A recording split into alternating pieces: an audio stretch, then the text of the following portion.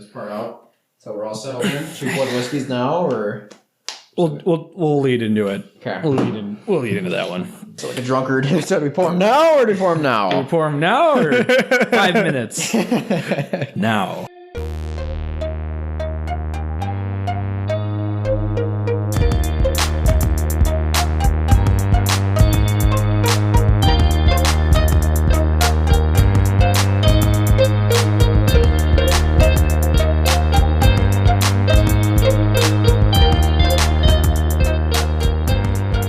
To another episode of the Extraordinary Gentleman. Mm-hmm. Joining us as always is our friend Zach. Hi everyone. And we got our shifty fellow over here, Carter. Hello! Just three of us today, but that'll be all right, I'm sure. I'm fine with that. More pizza and more whiskey for us. Yeah. Well, I mean, if Alex could commit, right? That would. Well, we didn't set a day, right? And he said he had plans. I guess technically we also did say that we were going to do it next week, but that's okay. Well, also this was also intended to be on a Sunday. Yeah. But then we kind of analyzed that. Well, I mean, Sundays if we're going to be honest, bad days for podcasting. We were going to do this really are. Memorial Day weekend, right? And then it was and then that fell apart. Some stuff fell apart. That's something that makes us so ordinary. Is we just can't stick to a schedule. No. You know, I don't know. If so that's extraordinary. Is it really? No, it's not. I'm sure a regular person probably has a good schedule. Yeah, most people probably do. Yeah, I'd assume so. Like, I just don't feel like it. Yeah, no. I'm Let's do it tomorrow. Yeah, no. We all agree though. Sundays are not very. Sundays good. are not a good day for that. I need sleeping time. Yeah. Yes, Sundays are. I gotta day get up for at 4. sleeps. I can do that on a Sunday. It's also a nap day too. Mm-hmm. Designated. Sundays Wake up are Sundays are nap day and then sleep day, because those are two different things. Right. Napping and sleeping are two different things. So you know. That's my Monday. Monday's sleep day because I have the day off. Oh yeah. Like I will sleep until usually 10 or 11 on a Monday, and that is luxurious. Yeah, that is a win-win. I guess since we did have Memorial Day weekend, is there anything you guys want to talk about that happened to you guys over this long, luxurious week? I got bit by a fish. You did? Carter and I went fishing, and he caught a nice northern. How big was it? 25 inches. That was the one that thrashed you? Yeah. Okay, that is nice. It's not bad. So you pick it up at the gill plate and just shredded your finger. Oh. Well, it's because I grabbed it and I didn't get a good grip on the jawbone, so it just started to flip the crap out, and it just I got my finger caught in the gills and it just shredded it. Yep, they're like rib cage going up to their mouth, and their gills right here, like the bones right there, super sharp. Yeah, that hurt really bad. Not as sharp as their teeth, but pretty. So it was too big to grab by the back of the neck. It was chunky. Yeah, when you grab a northern like that, you do need two hands. Like if you're gonna grab from the back of the neck, you have to hold it upside down. It's a two-hander. It's a two-hander. It's a two-hander, all right. But for the pictures, you can't be two-handing a fish when you want a good picture, because it's all about hiding the hand. It's the art of hiding the hand. So you got to stick your two fingers up the gill plate, facing you, and then hold it out in front of the camera to make it look like the northern. I wasn't even trying to take a picture. I was just trying to pick it up. I was just trying to pick it up. I was just trying to get it. I don't even remember what we were doing. I think I was just trying to get it out of the boat. Exactly. And I was just like, this seems like a good idea. Yeah, so we went fishing. Carter caught two nice 25 inches. Oh, yeah. 225s. Yep. Was it the same? Right. No, because we kept the other one. We ate them. It's real tasty. So you had a brother. And then the biggest one I caught, unfortunately, was only 24 and a half. Smaller. And I was not even. Yeah, well, the problem was I was using big bait to catch it. Big bait, I was throwing husky tails, That's what you do. For muskies, for the big ones. And actually, maps, you get those maps, boys. Yeah, this is basically a glorified map. It's just a bigger giant maps. Because it is an inline spinner with a skirt. Is it like the cowgirl or whatever? Yeah, it's like the cowgirl almost. Yeah. So I used a black and orange one, and I threw it out, and actually the first thing I caught was like a tiny northern, like 18 inches. Baby. It was like the lure itself was half the size of the northern. He still ate it. And so that kind of sucked, because that meant that a lot of those small northerns that are infesting that lake There's a lot of small northerns that weekend. So I did it even bigger. So I put on a bigger husky tail, and I did catch the 24-incher. But that was it. Like, I was kind of hoping for a 30-incher, like, at least, because I know they're in there. Oh, yeah. Well, Alex, I mean, we know there's a 30-incher in there because we ate one of the 30-inchers. Yeah, and Alex had a follow of, like, 35. What's the biggest That's massive. pike you've ever caught on that lake? On that lake, the biggest I've ever caught is only 28 inches. 28. Lane caught out of anyone. Lane, it has the record with a 33. 33? Nice. Yeah, on that lake. And the biggest northern we'd know was caught was this old guy who lives on the lake. He's lived there for like 20 years. The Obi-Wan of the lake. The Obi-Wan, pretty much. And instead of Mos Eisley, I murdered your father. Darth Vader. Darth Vader. What's the Thumb Wars? Who is this man? Your father. A fatherly man. A man whose father was...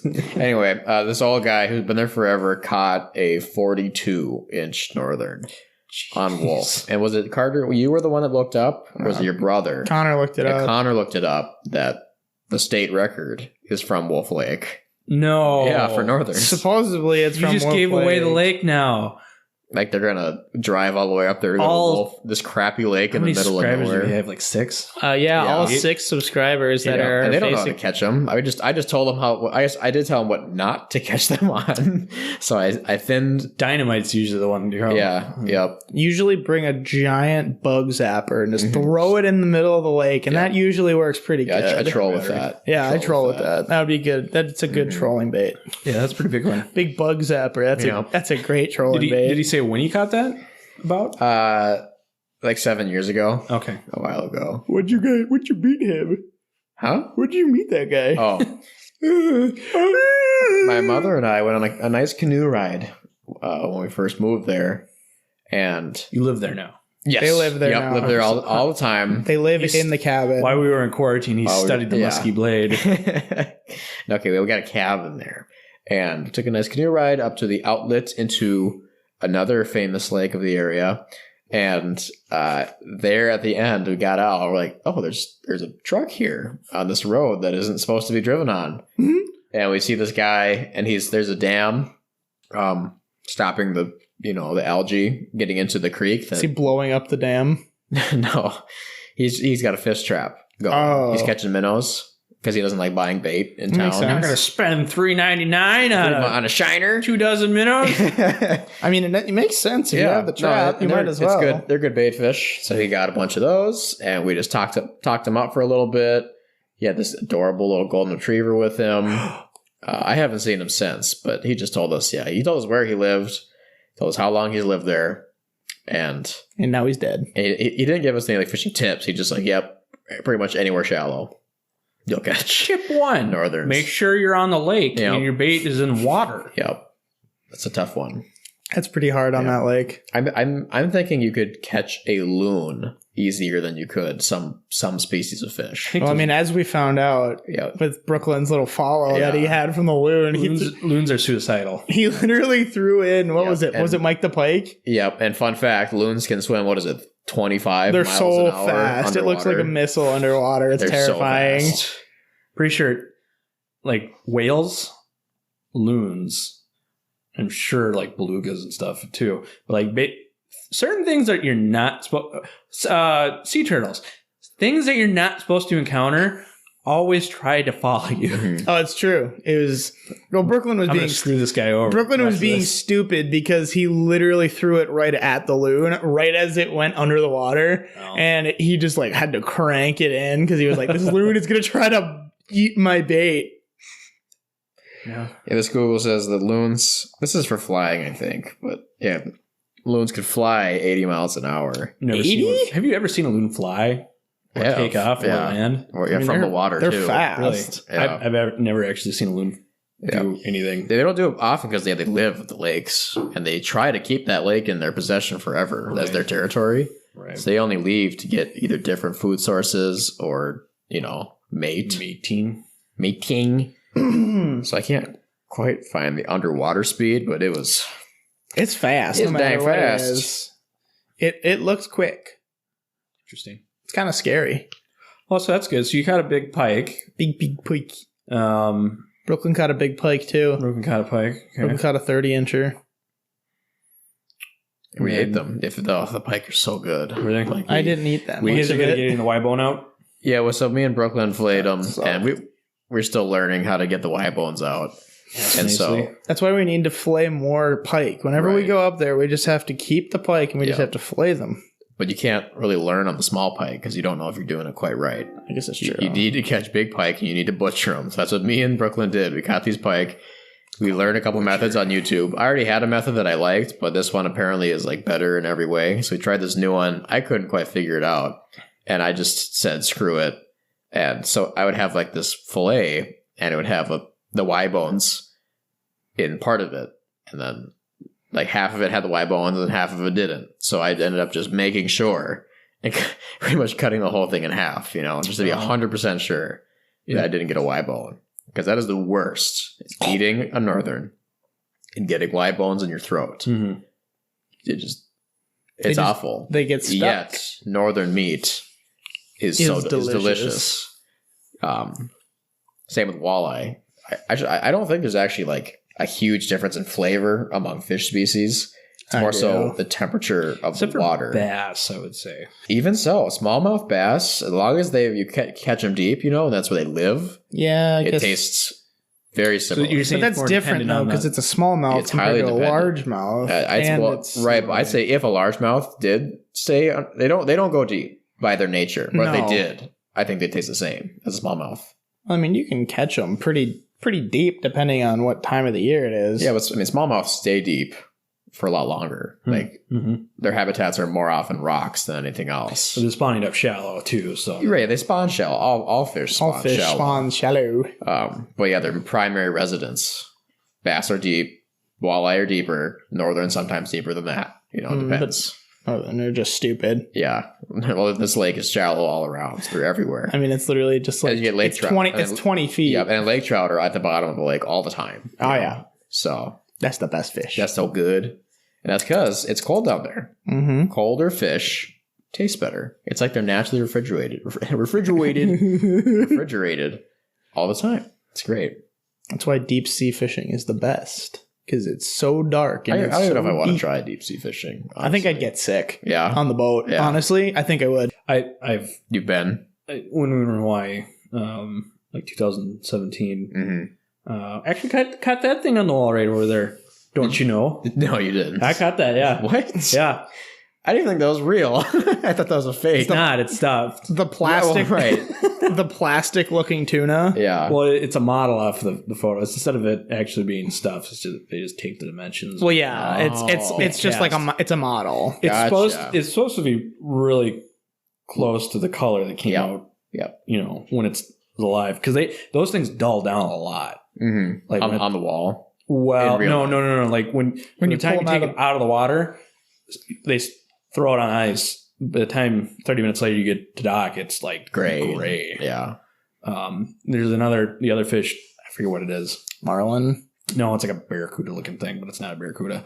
In the entryway, that has some nice color. That was just like completely gray, universal, just one color. Yep. By the time that came in, that one still had some yellow on it. Mm-hmm. Did they put them on ice or did they have them in a live well? They threw them on ice. So when we went out, put them on ice. That's weird. You're basically paying for the gas. Nice, Carter. So they basically put it on ice because they're selling it, and that's where they basically make the profit. It's not on the trip. Oh, I see. So you basically you catch the fish for the gas, and then they still keep it and butcher it. Well, but butcher, is that the right term? Oh, butcher, clean. If there was a word, they're going to sell it. But yeah, right. Butcher clean. They depending on how successful the trip is, they're going to come out pretty well. But yeah, I caught that thing on the way back to port. Mm-hmm. So you're saying you gave up and then you caught one. Well, so Sam was the one that took the first shot at catching a fish, and he caught that big 30-pound thing. Yep, that's ridiculous. And pulled that in, and that was pretty big. And then that's probably like 37, high 30s. Trying to, so the listeners know. Weight or but the listeners are like, man, this sounds length. really interesting for the colors. Yeah, deep sea fishing. Yeah, but then how it goes. I caught this on the way back in, like the last 15 minutes. I caught this yellowfin tuna. Mm-hmm. Tuna. And I'm like, oh man, this thing's big. This thing's big. It's not. Because I've never been deep sea fishing. Yeah, and it pulls in. And it's like 10, 15 pound. 28-inch. It's still a tuna. Well, yeah, but it's like, among the ocean fish. This is way more powerful than like a trout or something. Oh yeah, they're just, it's so strong. Cranking. And I'm like, it's cool. But they're so strong. But I did get sick, and that was like a 6-hour trip. Yeah, exactly. That's what I'm worried about. And I, was thinking like, I've been at Cap, I've been on some of the Great Lakes. I've never gotten sick. I'm like, it was like 45 minutes in. I'm like, I need to sit somewhere where the sky's not moving. Do you know what I need? A drink. You need some drink? All right. I need some drinks. I need some drink. Oh, that's a good segue. Drink. What we got today is basically, I wouldn't call it a Knob Creek. Maybe it was a Jim Beam selection. So Carter, since you're in the middle, do you want to pour us some of that Knob Creek 100 proof small batch? I don't. As a starter. It's all mine now. Yeah, drink it from the glass. What is this? My glass? Yes, it's very fancy. I thought you knew what that was because I was expecting if you didn't to ask sooner. That is my Norlin whiskey glass. The crap. I'm assuming it's vacuumed on the inside. It's like it's the Yeti of whiskey glasses. Yeah, that's what I assumed. And it's got like little fins in there for swirling around, so you better nose on it. Mm-hmm. I love it. I have a matte black one that has a black finish on the outside, so you don't get fingerprints because I'm aesthetic kind of guy. Mm-hmm. It gets fingerprints pretty easily. But you can't be playing your computer games. Set your whiskey glass down, and then the monitor's light in the dark. In the dark, you can't even see the glass. I mean, you can't have that happening to you. Oh no! All right, so this is a baseline. This is our baseline. This is essentially why we're drinking it. Classic Knob Creek 100 proof small batch, non-age statement. And recently they added if I'm correct, they added a age statement to the Knob Creek back again. It used to have it. It used to be 9 years, I believe, and now the 9-year age statement is back with us. It smells delicioso. Yeah. It tastes delicious too. It's classic. This is like a classic bourbon taste. I mean, it's like honey, sweet, cherry, flavorful, fruity. It's got a little bit of everything, but nothing too much. Yeah, it's got that classic Jim Beam nuttiness to it. You guys will probably hear a lot if you look into stuff. Jim Beam kind of has everyone has a signature. Jim Beam's is a nuttiness to it. So an onionness, nuttiness. That would be interesting. Tastes like Funyuns. Layers. There's lots of layers to this whiskey. Whiskey is like ogres, like onions. This is a good one. $35. When we get it up here, it's it's hard to beat. For the price. Oh, it's just hard to beat in general. It's just like my collection has grown, and it's been a while since I came into this. Back, to the 100 proof small batch. This is nice. How much was the rye variant of this? I remember really. I think it's about really like it still. Okay, the small batch rye. Yep. That's what's wonderful about Knob Creek is like the lowest it gets is 50% alcohol. Mm-hmm. I mean that's pretty great. It's a lot of drunk for your buck. That's a lot of drunk for your buck. Well, I was talking to Zach, and we were talking, Basil Hayden, another Jim Beam pop product. Kind of, it's like the I'm expensive kind of image. Mm-hmm. So this is a luxury whiskey, right? This is the leather seats of whiskey. But this is the trail premium of whiskeys. Yeah. But it's it's not shooting it down because it's it's good. It's got its own field that excels at. But you're 40 proof, and that 10-year one that I have that cost me $73 for the 750. Yeah, 40 proof. Crap. That's I would not buy it again. Right.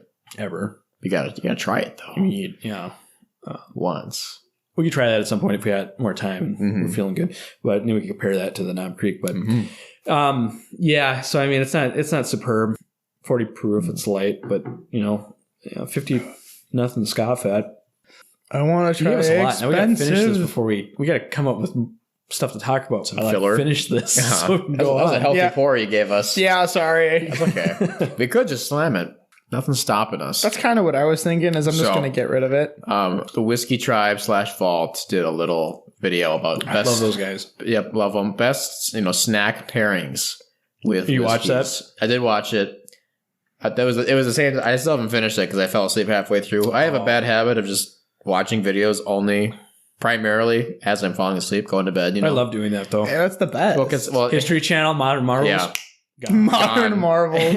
Mythbusters. It's always like specific channels that'll put you to sleep. It's the voice. You're right. How it's made. Yep. David Attenborough. Dude. Yeah, how it's made. Gone. David. Actually, no, I love listening to David Attenborough. I could see that. Where it's just not just calm voices. There's something about the voice. Well, it doesn't, But it's like I kind of understand what you mean with David Attenborough, where it kind of sucks you in. It's an intriguing. Like your brain has to like work to listen to him. It's like the natural sleuth. It's just like the sleuth. It's because we're so like our brains are just not capable of processing David Attenborough. Yeah, that we use so much energy to process what he's saying as he's saying it. He's just so British. We're like a half a second behind, so we have to process it, and then by the time we have more information, then we're just cranking through it. So back to the snack pairings. The video was about cheap whiskeys with cheap snacks, so it wasn't like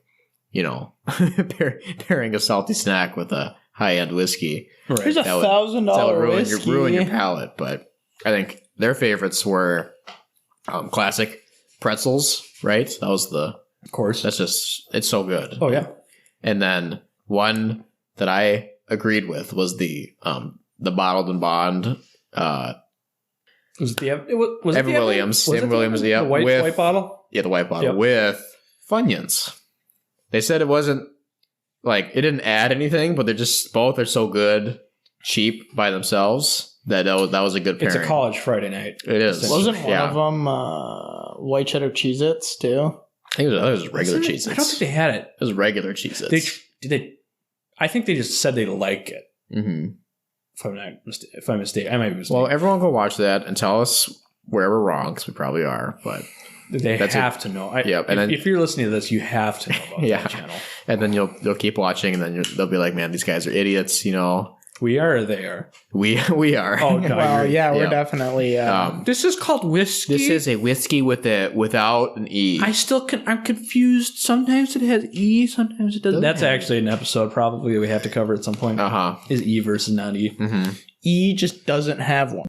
It's kind of like. Or can we invent whiskey with the IE at the end? That'd be sick. WHISKIE. I don't see why not. I'm gonna legally change my name to LA-A, so I can be called LaDasha. Oh man, I gotta check the battery percentage on this laptop. It's not. Yeah, we're fine. We're good. I just rubbed up against the mic. That'll be awesome. LaDasha. Dylan's got a nice pour. He gave me a lot.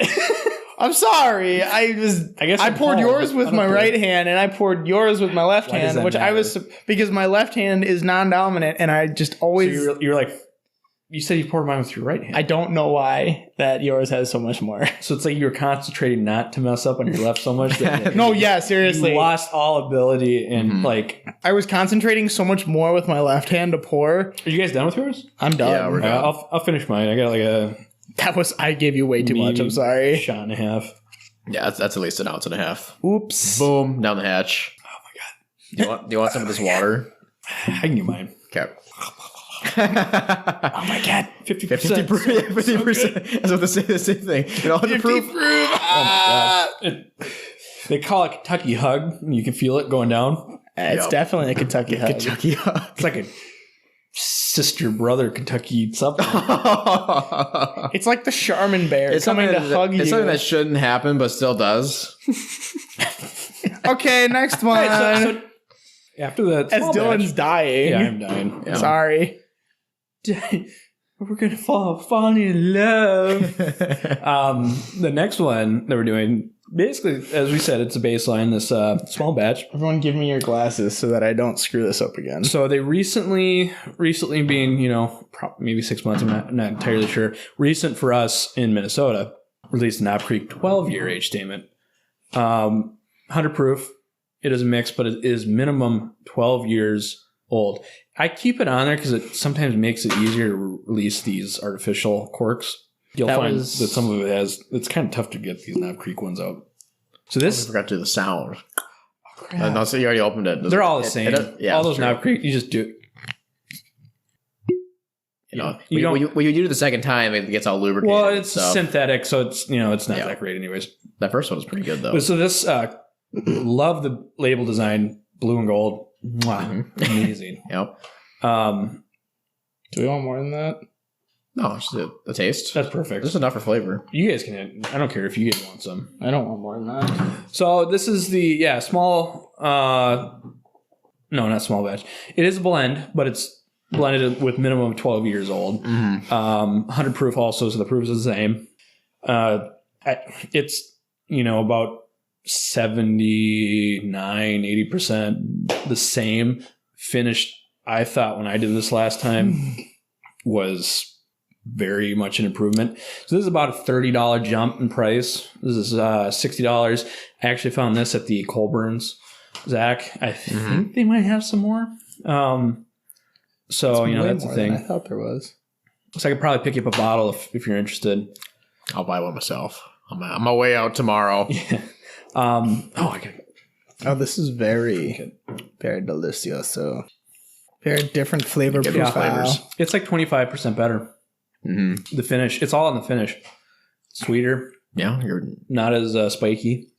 Coronavirus. How to try and sneeze silently? It's just a. Now what you got to do is you got to go. That would blow my eyes out. You never done that before? Yes. You die. It hurts. You lose 3 seconds of your life. I have, so as a man grows older, things stop working, first of all. And it's a second fact. I say that as if I'm like super old. How old are you? 21. 21. Jeez, he's getting the ultimate sniff of that. That hurts so bad. The alcohol is going all through his sinuses. Coronavirus isn't going to stand a chance. It is a steady linear path of how loud your sneezes get as you age. What? Oh, I thought it was going to be like... Special, yeah. If the older you get, the more chance you have to accidentally pee yourself when you sneeze. Well, yes, that does increase too. That's only if you have a baby. As a man? Yeah, I'm just joking. Oh. It's for women. Well, could be for men. Yep. Who knows? Who's to say? Man, we just steal quotes. We're stealing everything. I know. I wish we had an original. If you guys have an original comment that you would like to give us, please put in the comments. If we steal an original comment, patent pending. Yeah. Does that make it original for us? I hope so. If he gives us consent, probably. There was a kid in high school that used to sneeze like he was yelling. Yeah. So you're saying that's great. What is the percentage? What's the increase? Well, he's basically like a 50-year-old man at that point. Well, it's all percentage. So if you sneeze at, it was let's just say 60 decibels, right? And you're okay. And let's do the baseline of it was a yell. Let's do 15. It was a yell. Yeah. Yeah. I think maybe once you get to a certain decibel level, it becomes movement of the body. He had full movement. Power of the sneeze as well. He curled, arched his back, and then came forward and went in the bear's attacking you position, and where you just put your head in your gut. He must have been faking it a little. No, I mean, oh come on. No, he did it for 4 years. Jeez, every class I had it in, it was. Poor kid. I thought the first year it was an act. Yeah. Year 2 kept doing it. It was this is something. Maybe he was just so far it was a joke at first, and now he's so deep. He's committed. That is the muscle memory at that point. Yeah. Actually, maybe it wasn't even a joke anymore. It started off as they say when if you hold a face for too long, it sticks. If you make a dumb face, you'll always look dumb. like that. You do the sneeze as a joke. Like the "Are you a wizard?" face. Yeah, are you a wizard? Are you a wizard? Yeah, possibly. But I've seen videos. One video in particular of like a 65, 70-year-old man who broke the recliner he was in by sneezing.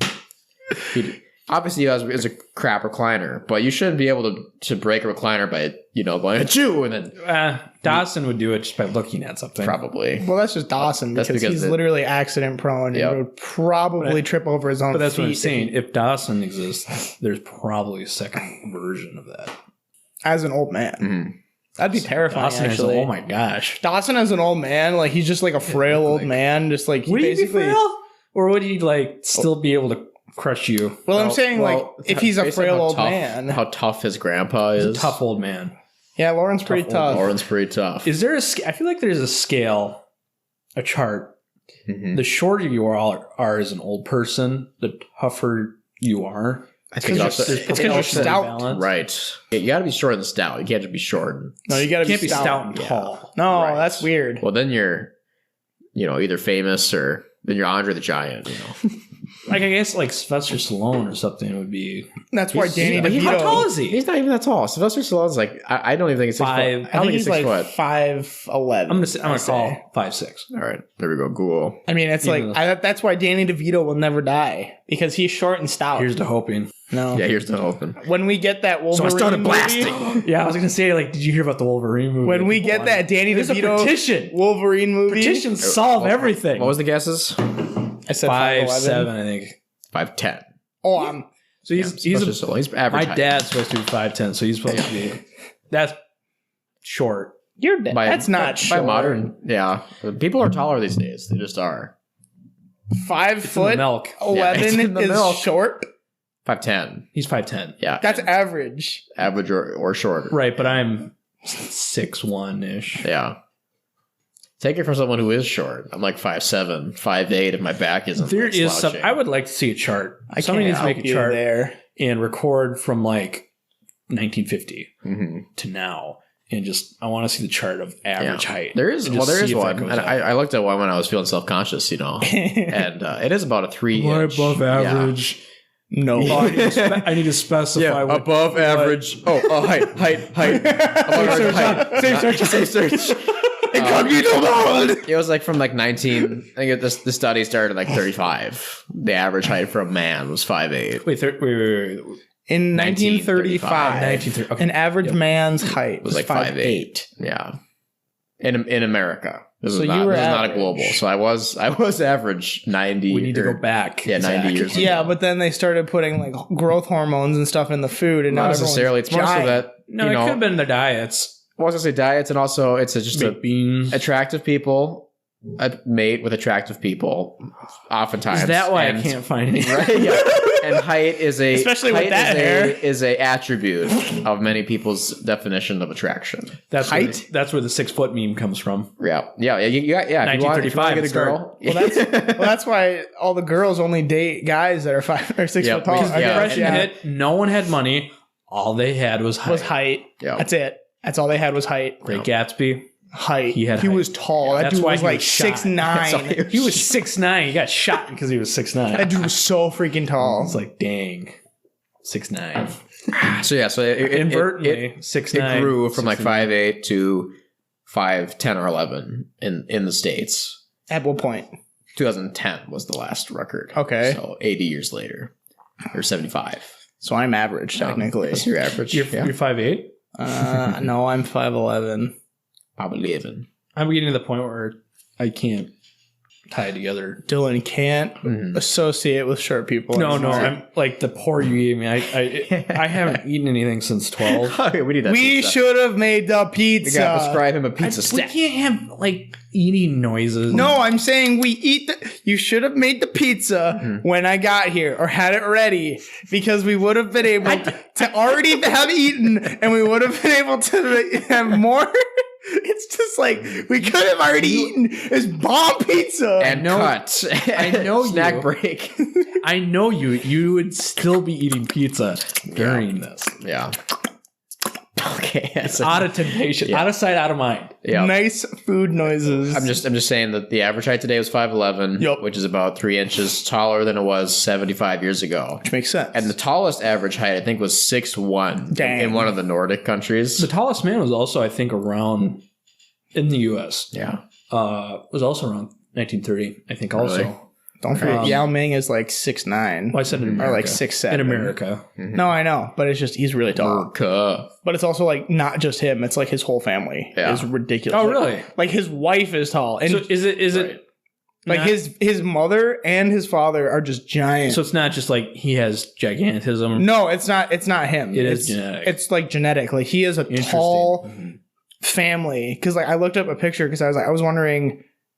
I don't remember what I was wondering, but for some reason I was looking up Yao Ming. I was wondering. And yeah, I think he's like 6'9" or 8. His wife is like 6'5", and his father and his 6'5". Yeah. He kind of like dwarfs her. Yao Ming is 7'6". Okay. Almost a foot more. Whoops. I guess he's 7 foot tall. I mean, yeah, like Shaq is 7'1". Holy balls. I've never even heard of this guy. His name is it's loading. Sun Ming. Sun Ming. He is 7'9". Holy basketball player, obviously. Weighs 370 pounds. That's a big boy. But he's not like, this is what he looks like. I mean, obviously he's big and tall, but he's not that big. Does he play for the States or does he only play for the Chinese? I wonder how that he plays for. He's a Chinese professional basketball player. Yeah, I was going to say. I wonder how if you're someone that's just gigantic, how does your body? At what point do you look like you're even? Essentially, when do the proportions match up? When they don't ever. Like, are you still like you always look really lanky? Right. That's what I'm saying. Like, at what point do you look like your tone, but you're 7-something feet tall? You know. Is it like I'm 320 pounds and I'm just looking like where I'm toned? Oh, fit. I see. Yeah. Like I'm not buff. Yeah. I'm just like I proportionally look normal, quote unquote. Yeah. Just because you have that extra height where you can kind of spread out the weight more. It's like, I'm a little chunky, but I hide it pretty well. I'm like 285, I think, last time I weighed. Mm-hmm. And, Dawson was like, got a couple inches on me before he started working out. He's like 3. He's pushing 300. He was pushing 300. Oh, yeah. He's a big boy. He looked tubby, but he not, But he also carried himself a lot differently. But that's what I'm saying is everyone, people carry themselves differently, obviously. Yeah, like it depends, how tall you are. But that's kind of stuff. Yeah, so Dawson and I kind of had the height advantage on that. Mm-hmm. Yeah, the taller you are, the bigger you can be, and you won't look fat. No. Mm-hmm. You just got to wear a lot more black shirts and like zebra cakes. Just you got to wear black button ups. That's the only way to get rid of it because black, first of all, hides it, and button ups hide it too. You and I are both wearing black shirts. Mm-hmm. Yes, I know, and you can still see them. And I'm wearing a button. Crap. We segued. Lost train of thought. Anyways, back to the 12-year. Knob Creek. Solid. I think it's completely worth the 60 to 65. And that's just my personal opinion. Yeah, I love that finish. It's like amazing. It's very good. It's not even like a spicy. Well, it is a somewhat spicy finish, but it's spicy. It's spicy. What's the flavor? It's at the front of the tongue. I think it's kind of honey. And it's not a sweet flavor at all. It's not a sweet flavor. It's like a not at the initial. There is a honey though. Cinnamon. Right, yeah, there is. Yeah, like almost cinnamon. It's a spice, but not spicy.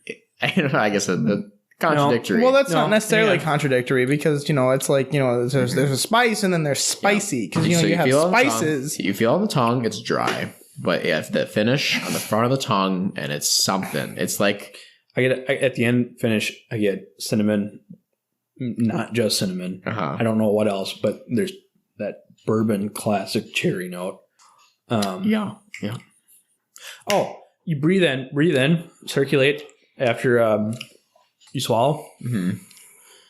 Licorice. There's a cherry licorice. That's what it is. It's black licorice. I get cherry licorice. I'm thinking of black. Really? Yeah, for sure. You get that cherry note just off the taste. Yeah. When you aerate in the mouth, it turns into a cherry licorice. I can see that. I'm getting, I get the cherry in the flavor. I don't get the black. I get only black. Like I this can see the tastes black like licorice. It tastes like a mouthful of black licorice. which is not a bad thing. No.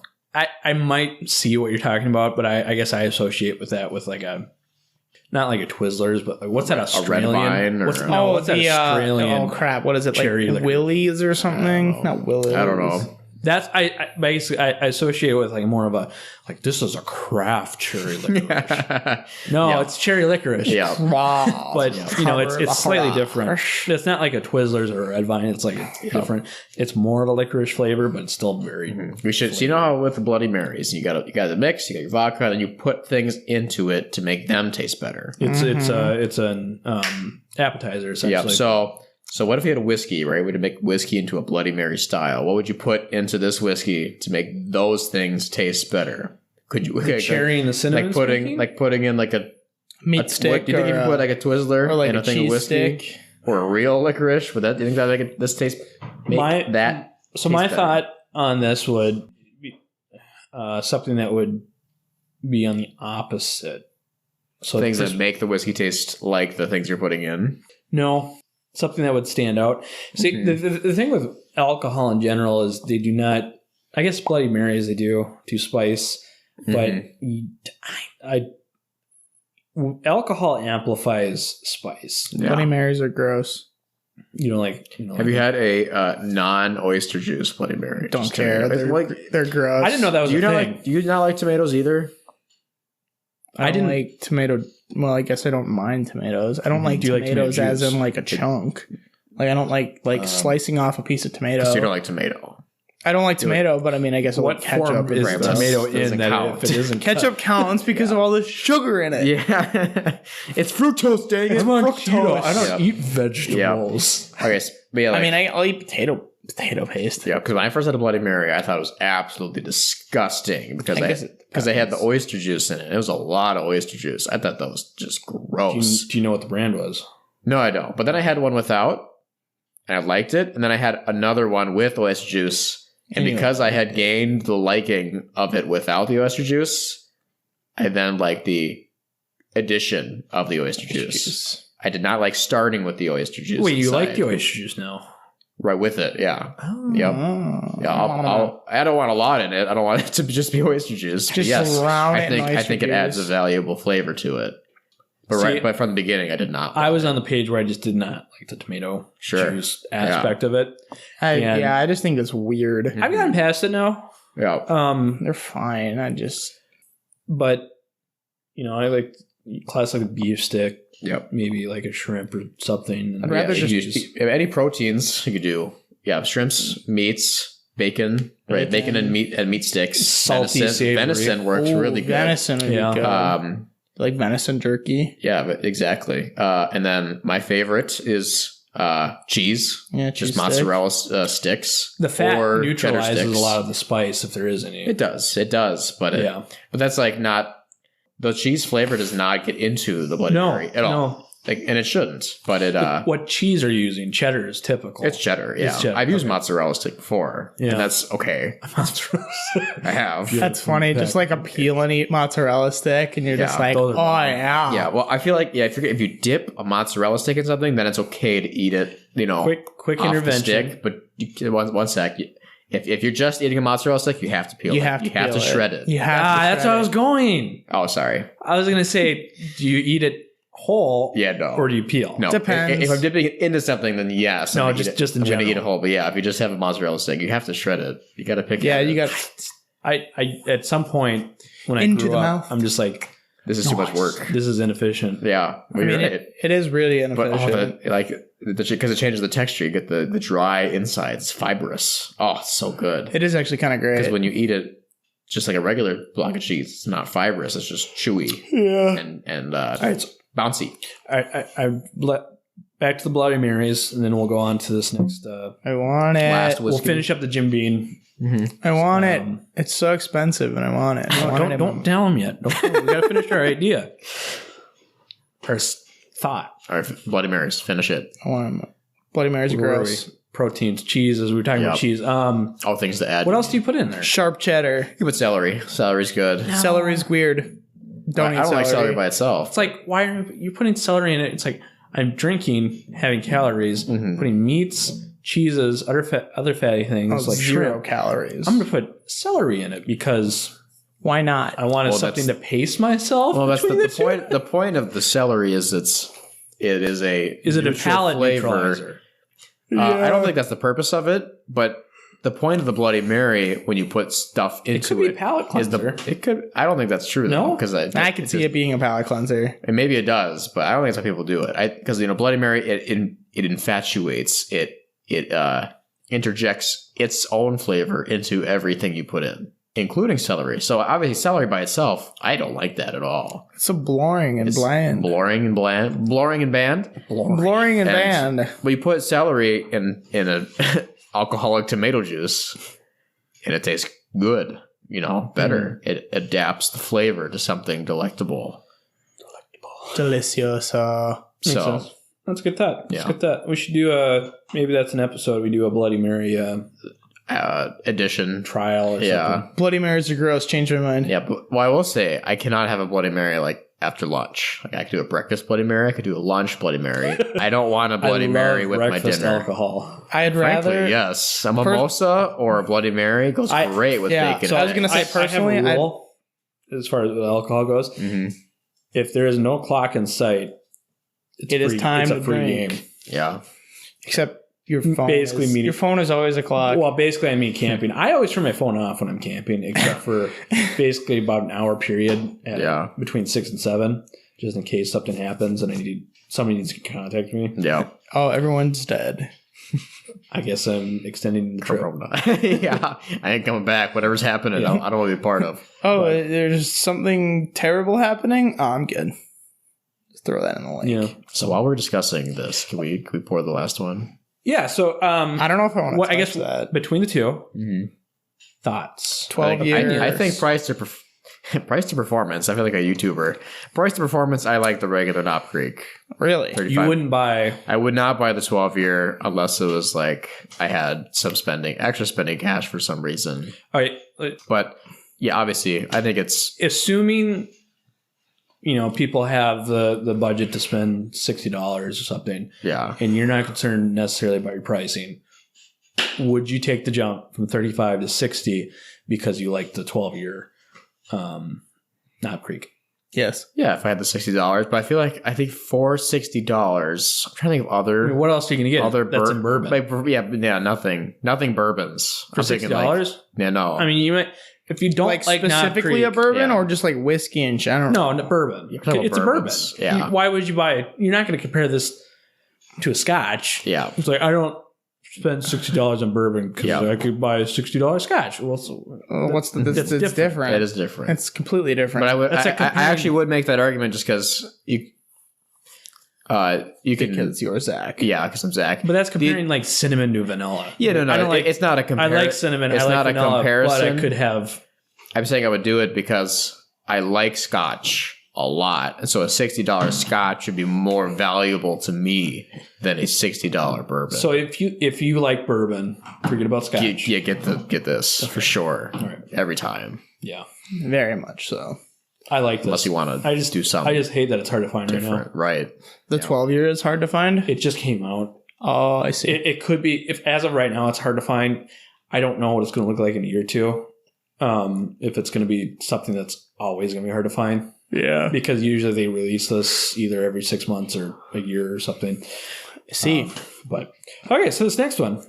I lied. Is not a Knob Creek. Is a Jim Beam product. Mm-hmm. Carter, can you read off the label? Sure. It's very fancy.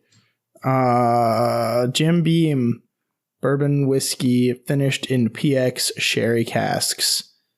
Distiller's masterpiece. Do a cork pop test on the microphone. Yeah. That was like a 6 or 7 out of 10. Is that a $200 pop cork? No, not to me. It's not. Unfortunately. Now, Zach, now that we're talking about... now we're doing price to performance. Yeah, price to value. So, as we said in the beginning of this video, we were going to do something up at the Cabin Memorial Day. We're going to do a finished bourbon. That's a lot. Kind of test.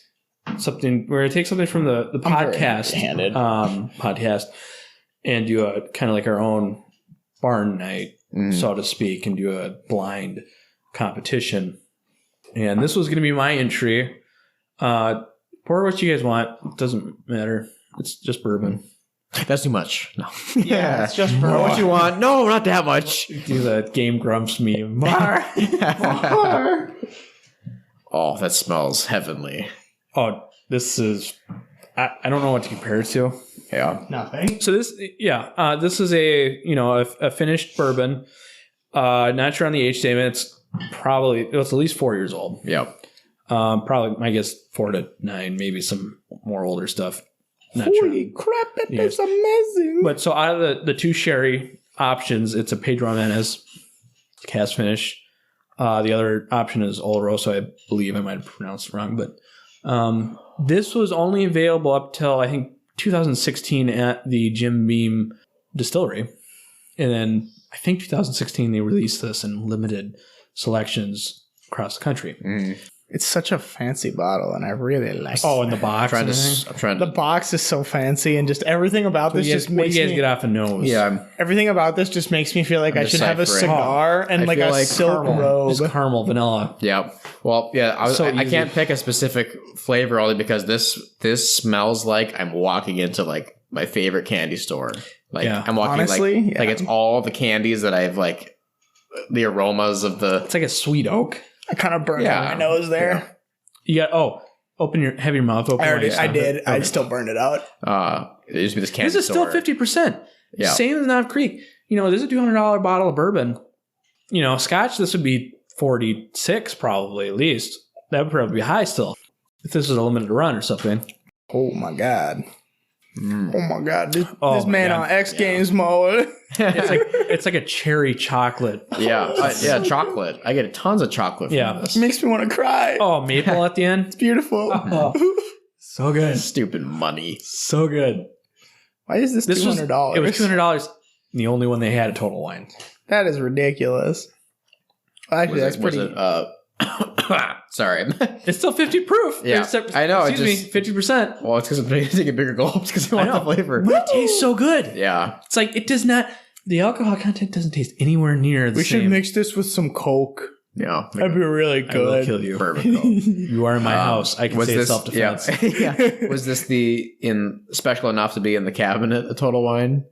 No. It was on the bottom shelf, oddly enough. I couldn't find it. I assumed it was going to be the cabinet. I'm like, oh man, the website is not up to date or something, and I'm like, I mean, they put $100 bottles of whiskey in the cabinets, but that's where I think you come across. I think a lot of people agree with this that people associate Scotch just being more expensive, even if it's only $60. This is $200, but it's bourbon. It's not it's whatever. That's not everyone, but I do feel that is sometimes the stigma against whiskey sometimes. It's because Scotch is exotic because it comes from people are gonna take that.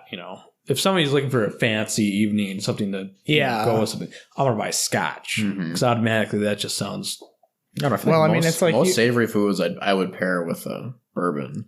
Yeah, well, something that's just either like I could see going bourbon. To a store. And getting like a super nice, like ridiculous cut of steak.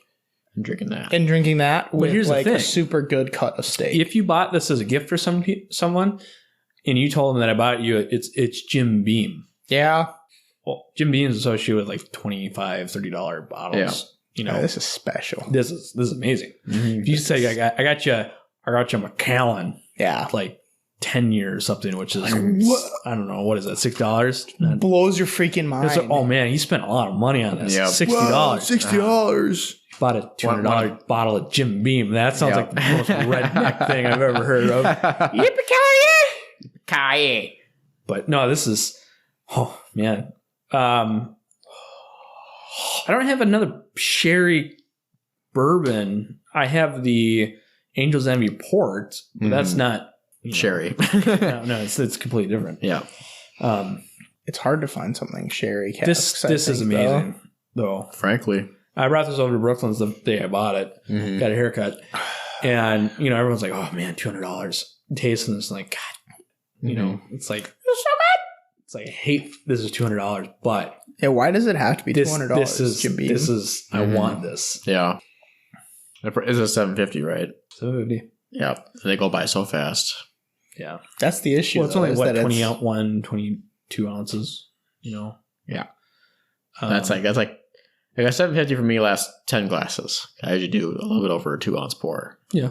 Yeah. That's a big boy glass. That'll last you a while though. Yeah, but you spread out. Yeah, I usually I don't like mixing 2 whiskeys at night. I usually won't transfer. So oh my goodness. If I start drinking at 5 or 6, then I'll have a second at 8, 2 hours later. And that's like 4.5 to 5 ounces of liquor. Everything that's I've only heard, a week's worth of whiskey. Everything I've heard is if you're staying in the whiskey category, it does not matter what you're mixing. It matters more so. No, I don't do it to not be sick or not. I only do it just because I want to keep that flavor going. You don't want to ruin. I don't want to ruin the good thing I got. Right? No, I can understand that. Yeah.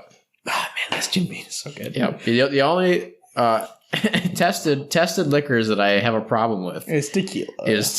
Switching to I can whiskey just drink to tequila. If I go from whiskey to tequila, that is bad. That is not good. Well, that I don't think that was just that. I think that was the combination of everything that night. I didn't have anything else. Did you not eat like a ton of fish?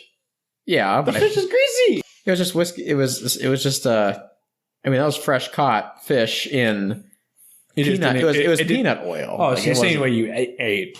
That's what I'm saying. I don't think it was what I ate. I'm trying to help. Did you have an upset stomach the next? Oh yeah, you did. Oh yeah, for real. Yeah. Okay. Maybe that night. I wasn't feeling. It was. We cooked that long. Oh. Interesting. Maybe it was really good. I have thrown up after eating something really greasy. Yeah. I also did not eat that much fish. Right. I had like maybe 2 or 3 pieces. Oh, that's okay. This is the worst 2 or 3 pieces of the bunch, but I mean, when you sound like a bear in the woods. Yeah. Oh, what? We'll tell you after, frankly. Yeah, I'll tell you after. We'll disturb the listeners. It was pretty scary, actually. So he's just like, oh, my life. I do want to try. I'm getting like some notes that are really familiar with that Old Forester 1910 right there. That I do want to try that. Like what? What can we expect? What should we tasting? I think I'm getting some chocolate and cherry and oak. All right, chocolate from this Jim Beam. Oh yeah, I think that shows up. Maybe not so much the cherry, but that shows up in that Old Forester 1910 that I want to try side by side. But it's my first bottle over 150. Getting lit. In the 200. I think you did good. Very tasty. Oh, that is the best. This is, I will say, like, I guess in this price range, I'd expect a better finish. That's the problem, though. How many times are you going to buy something within the above $100? Yep, and it just can't be. It can't be perfect. It just can't be. I think at the point I don't have enough to compare it to. We should dictate whether or not this is. We should pool. I think that should be enough money. That's an episode right there. Yeah, that's an episode to buy. Should we just be a whiskey podcast? I mean, like an $1,100 bottle of whiskey. I like the idea of us doing the amount of whiskey stuff that we do. We keep it open. We're like, no, we're not. But not we're not a whiskey channel. No, we're a gaming podcast. We're gaming and pop culture. We're never whiskey, but just 70% whiskey. We're a mixed genre. Dylan needs some pizza. Cake. He's getting loosey-goosey over there. We need some water and some pizza. The only thing defending me is my 280-pound frame. Sure. All right. Where is it? Let's do. Let me fetch it. It's by Carter. Carter will fetch it. Old Forester 1910. My favorite is the Woodford Double Oak. Just whiskey all time. That stuff's amazing. That was a good cork pop. Mm-hmm. That was a good cork pop. It's too bad it wasn't closer to the mic. So this is a double finished charred oak barrel. I'm going to be wrong. I'm going to say this and I'm going to be wrong, but I'm pretty sure that the Woodford Reserve and Old Forester come from the same distillery. Because I swear I saw that on a channel, but I'm probably wrong. Who knows? Who knows for real among us three? Pour me some of that. I have made a mistake. 50%. It's still hot. We shouldn't have made you Just cut it. crank that Knob Creek. Yeah, I bought it. It's mine. Yep. I just mean that's just not a healthy drink. Oh, the first Knob Creek. Yeah, That 2 ounce. That was a lot. That 2 ounce sip that you. And I took. was sipping on it for at least 7 minutes. Yep. At least we got Papa Murphy's. Yep. Meat Lover pizza coming up. Did you get any nose off this Old Forester? So to be honest, Think Jim Beam. Yep. I'm thinking. Last one we did. Cherry. I'm thinking chocolate. I'm thinking oak. I'm thinking dark. Which is like every bourbon. Someone's going to say that. Some are more potent. Some are more potent. Panzer, you're in the More way. potent than others. I get the oak Dang it. I kind of ruined that Jim Beam for me. because you It's not the same. think it's pretty close. I'll let you decide. I don't even think it's close. Oh, it's exactly the same. You don't think it's You should have never spent $200. I don't get any. I don't get any cherry. No, I'm getting at cherry all. chocolate. I'm getting oak. I'm getting chocolate. I'm getting caramel I'm getting like. off the nose. Yeah, the caramel on the nose. No, there's cherry. Do you think? I get no 100% cherry. think there's cherry. Not on the nose. Okay, on the flavor though.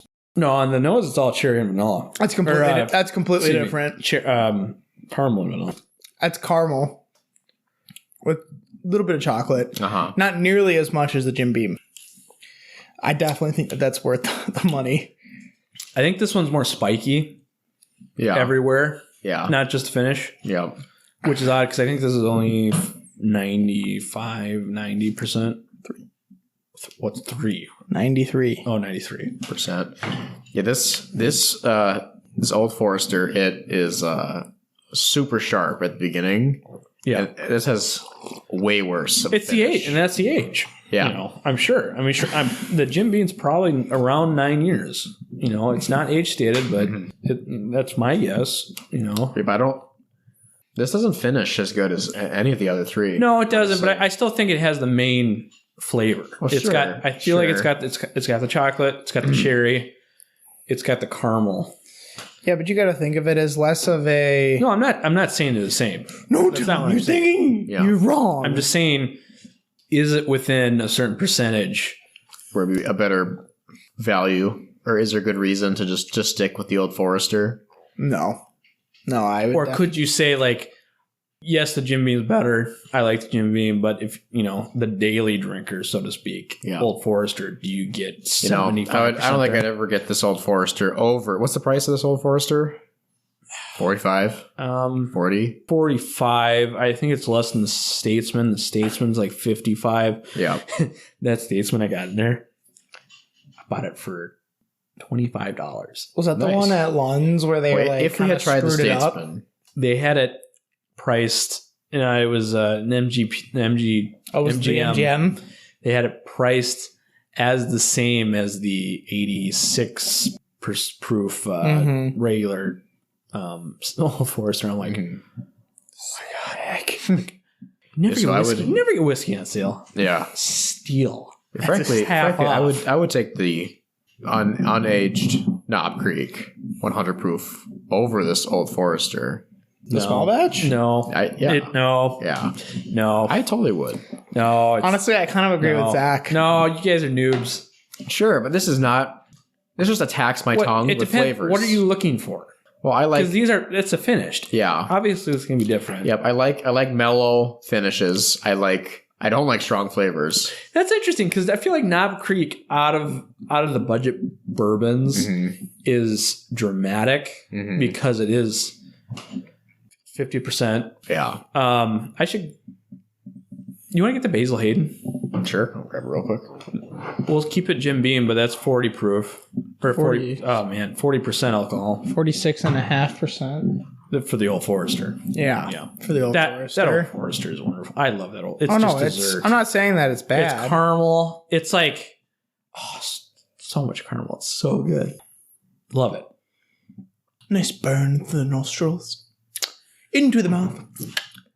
Nice. It's a caramel, oak, a little bit of cherry. I could see a little bit of the cherry more towards the end. It's on the more towards like the back of my tongue.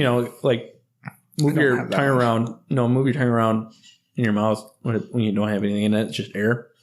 You get cherry, a little bit of burn, caramel, vanilla.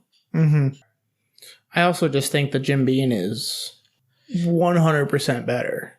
They're all Jim Beam, or well, except for the Old Forester. What are you specifying? I'm saying the sherry cask one. Oh no, it is. It's $200. It should be. No, I mean it's just really, really good, and it's just like I agree. I'm just saying I feel like the base flavors might be in that Old Forester 1910. Oh, like you get the caramel, you get chocolate for sure. You get the cherry, you get some vanilla, and then you get that oak impact.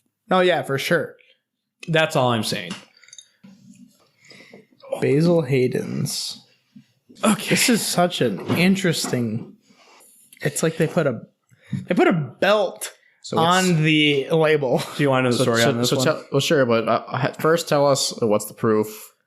It's 80 proof, 40% alcohol, 10 year. That's the top of the Basil Hayden. The Basil Hayden has another regular bourbon. I don't know if it has an age statement. I don't believe so. Mm-hmm. So I found this because I knew it was kind of hard to find the 10 year. So I just bought it, bit the bullet. It's $70. It's not worth it, in my opinion. Sure. Everyone's obviously going to have their own thing. So grain of salt again. Jim Beam product, like usual. I don't think it's supposed to be above the now. It's kind of like it's an expensive entry level proof bourbon. Mm-hmm. That being said, where was it going? I lost my train of thought. I haven't had any of the other Basil Haydens, so I can't compare them to one another. Sure. Obviously, so that's kind of a strong fault or a strong, what am I saying? A weak point. He needs pizza. We all need pizza. This boy needs some pizza. But he needs some milk. If you have the other Basil Haydens, I can't steer you towards this because I haven't had them, so I can't tell you if it's worth it or not. Mm-hmm. Love the design of it, but it's basically made to be a entry level proof at a kind of a novice age statement. 10 years. I mean, that's nothing to scoff at. That's good. You're looking at kind of the same ballpark, I guess, as Eagle Rare. Mm-hmm. Eagle Rare being higher proof, but it still carries its own, I think, against it. Okay. But so that's kind of so we can compare the Knob Creek with that. Have to finish the Old Forester now. Yep. Well, that one's not on me. No, it's not. I thought I poured a small amount for everybody. It just proves I don't have a problem. I'm just slow. I'm good. That's the hardest bottle I think I have to get the cork out. That was quiet, so quiet. Synthetic. Trash. Wait, what's the cork on the expensive one, the Masters? That's real. Is it? Yeah. Don't need to open it yet. But well, I just want to make sure. If you want to. No, that's real. Yeah. This is very difficult to open, frankly. Yeah. That is extremely difficult to open unnecessarily. Not enough. That is the selling point for me. I'm never buying that because it's too hard to open. The selling point to you is not being open. The non-selling. It's childproof. Here you go, kid. Don't mess with. Go suck on this bottle. Play with my Basil Hayden. He's not going to open it. He's never going to open it. I was going to say that. You don't need a pacifier. Go suck on that Basil Hayden. Before we try it, the story on this, I want to give you a story. So you have the Jim Beam lineup. Mm-hmm. You have kind of the base. Bottom is regular Jim Beam. I would say Old Granddad. You have multiple different Old Granddads. 3, I believe. Regular bottle of bond, 100 proof, and the Old Granddad 114. I have the bottle of bond and the 114. Solid bourbons, real cheap. Then I would say you probably have Basil Hayden's, I would assume. And then this 10 years kind of an outlier because it's so expensive. Sure. Then Knob Creek is kind of like that mid one. And it has a wide range of mid bottlings, followed by Baker's and then Booker's. So they kind of all have a place in it. But Basil Hayden is actually the name of Old Granddad. That was his real name. That was his real name. That was Old Granddad's name. Old Granddad's name. Basil. My name is Old Granddad. Was he an Italian immigrant? His parents named him Basil. I don't know. Bobbity boopy. I forget. Bibbidi bobbidi boopity. I'm going to assume I'm going to be wrong because I said it. I don't know what I forget what his tie-in was with Jim Beam. Maybe he had some founding stuff. Yeah. Maybe that was it. It couldn't have been. He was a rich boy, big investor. He owned the property they cut the wood from. Why did they put a belt on the that's the cool part. That's pretty sweet. That's the cool part. No, it's cool, but I put it in a backpack and I kind of crushed it. Okay, that's probably why. Well, it looks like it's wearing a poncho right now, it is. Frankly. And the shoulders of the poncho are completely crooked and wrinkled. They also look like unfortunately. They also look like they've been cut. Yeah. They have a rye, I think, too, and then they have like a 10-year rye also. But all right, I'm gonna try this Badelade. It smells the same as Small Batch Creek. Yeah, it does. It's mellower. Way mellower. This has no punch at all. 10% less. Yeah. And it's also a 10-year. Yeah. There's a different flavor to it. It's like 20%, maybe more different. Maybe a higher percentage different to flavor. 33%. Maybe. Yeah, I don't know. I'm getting like this like corn. I mean like what it's made out of. No, that's it. Yeah, that's what I was trying to find. Yep. It tastes like corn, frankly. And it finishes with. But is it? I'm associating the corn with like a bourbon. Yeah. Not like an actual veg. No. It doesn't taste like vegetable. Sweet corn. It's not starchy. It's not. Yeah. It's not starchy. It's a corn dominant. There is an indistinguishable finish. I honestly can't even. It's nothing. There is something there, but I can't even tell. Yeah. It's like when you take a refreshing drink of water. You just feel like it's like that was good. Mm-hmm. That's just what this tastes like. That was good. I literally can't put a tongue on that. It's on the tip of my tongue. It's on the tip of my tongue. Literally. I just cannot taste it. I mean, I like this. I like the mellowness. It's not $70. No, unfortunately not. I think everything on this table probably outweighs it. Maybe with the exception of the small batch. Yeah, I like the Old Forester more than this one. 100%. It's good. It might be ruined only because we've been having the stronger whiskeys. We're going backwards in proof. Oh, we didn't do it out of order, but the best explanation I've heard for this, other than the pricing, but this is a good beginner into maybe not whiskey, but at least bourbon. Yeah, it's light. Bourbon tends to be a little bit more heavy. Yeah. This is like a summer drink. I don't know. Yeah. I could drink this on a hot day. If I was hot, with what could I eat? What could you pair this with that would make you be like, oh, I like this kind of thing, this is what I kind of want to drink with my food. It's going to be a food that's not heavy in flavor. Yeah, probably this would be a great snack beer, frankly. Something that's a light snack. Yeah, pretzels. Pretzels would be amazing. Mm-hmm. Do you have that Ruffles by you? That's not pretzels, but I don't think cheese is now we're really with this, but let me check this. Yep, I would use nothing savory with this drink. Just salty. No, yeah, salt 100%. Yeah, so that's so strange. It's such an overwhelming corn flavor. Maybe just regular chips. Maybe I guess more of I was thinking entrees. I'm trying to brainstorm entrees. Burgers? No, you wouldn't drink a burger with it. Wow, you wouldn't eat a burger with this. I feel like ketchup would overpower it. Yeah. Steak? No, not meaty. Nothing heavy and savory. Meaty. Hot dog? No. It's like a. You could. I guess, yeah, like a tomato pasta. Something acidic. This would calm the acidity in your mouth and might even make it more flavorful. Actually, yeah, pasta is not a bad recommendation. Here, give that. Salty's not the way to go? Or savory is not the way to go? I want this back, by the way, but give it back some. Eat it with the drink? No, eat it, then drink. Okay, so this is a cheddar and sour cream Ripple from Old Dutch. Give me the bag back. I want it now. Super crushable. Yeah, those chips aren't as good as the Ruffles, frankly. Oh well. nothing. There's nothing there except for the aftertaste of just alcohol. I mean, yeah, I lost all the corn flavor. Everything's gone. That's the fault. That's the fault of the cheese, though.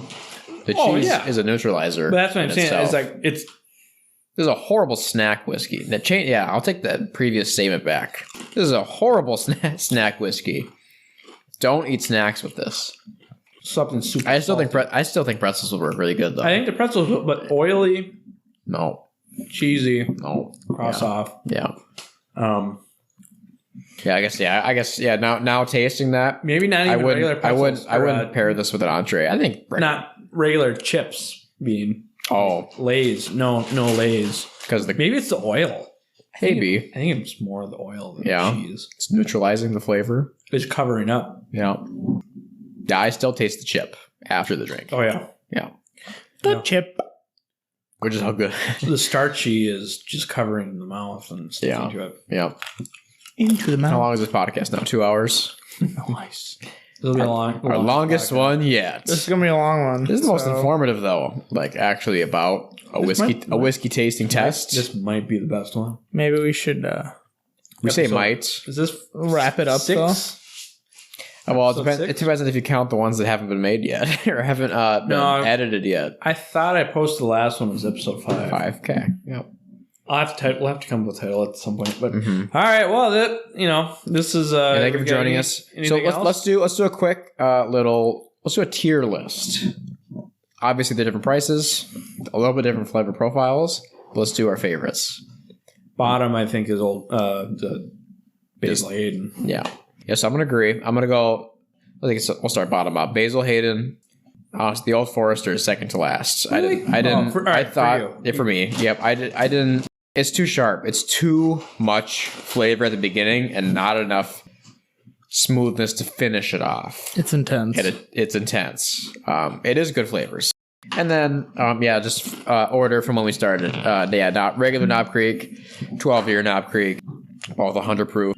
It's really nice that they're 100 proof. That actually makes the flavors so much more potent.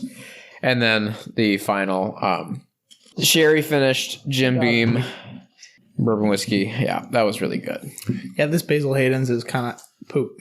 All right, I'll let you collect your thoughts, and then I'll rank mine. Bottom, Basil Hayden, 10-year. Yep.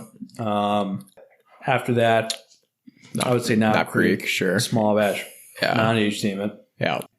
I don't really count Old Forester as being necessarily a rival because it's not. It's finished. Right. Yeah, you're right. The Old Forester is finished? Yeah, it's double barrel. It's a double. That's seriously? Yeah. That's the point. I was comparing it to the Woodford Reserve Double Oak. I guess I didn't realize that was... That's why it's so dark and so sweet. It is really dark. I'll put it same level.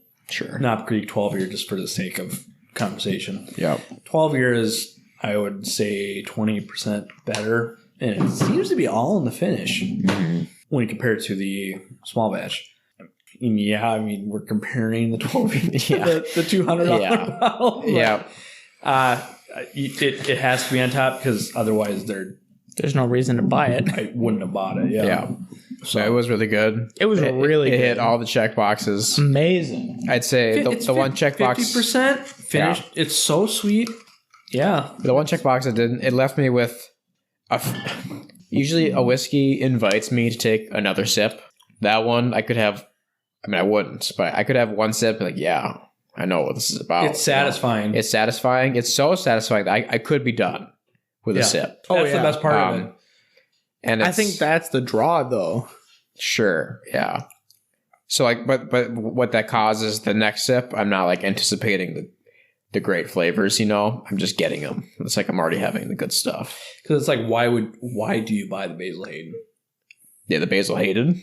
What is the draw to it? It's not price friendly. Yeah. The only thing it has going for it is the 10-year age statement. Unfortunately, yeah. Yeah.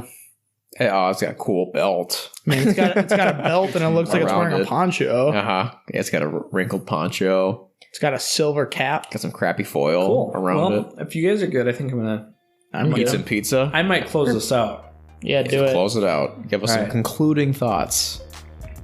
Candy is dandy, but liquor is quicker.